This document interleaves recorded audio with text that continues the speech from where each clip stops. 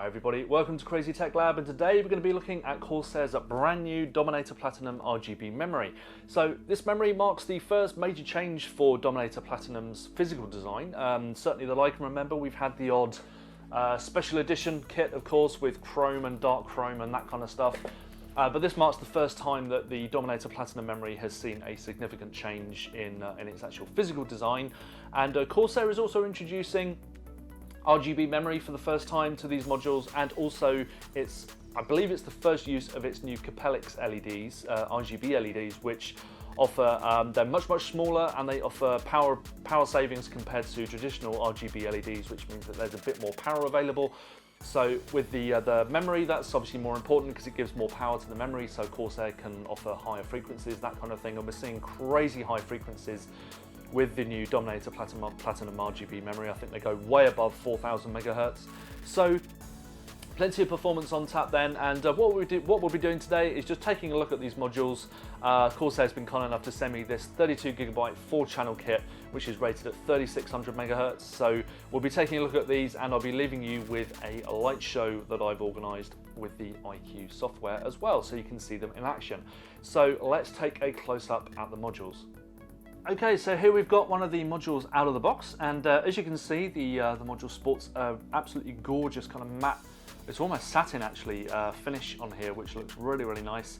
It's quite durable as well. I've got some finger marks there, but they just kind of rub off like that, so hopefully it should mean that they're fairly scratch resistant, which I didn't find a lot of the special edition modules were particularly scratch resistant. In fact, they picked up scratches quite easily, so you had to be really careful with them.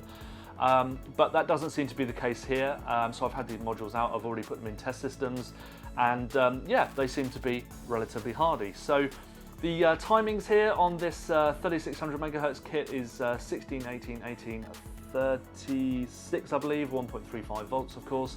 And I believe I've had this module up to 3900 megahertz. So not a bad overclock. That was using a DDR voltage of 1.4 volts, so that's probably as high as I usually go when overclocking memory. But you know, getting close to 4000 megahertz from a 3600 megahertz kit isn't bad at all. So the main party piece of the memory then is the new light bar, or the sort of large heatsink up the top here.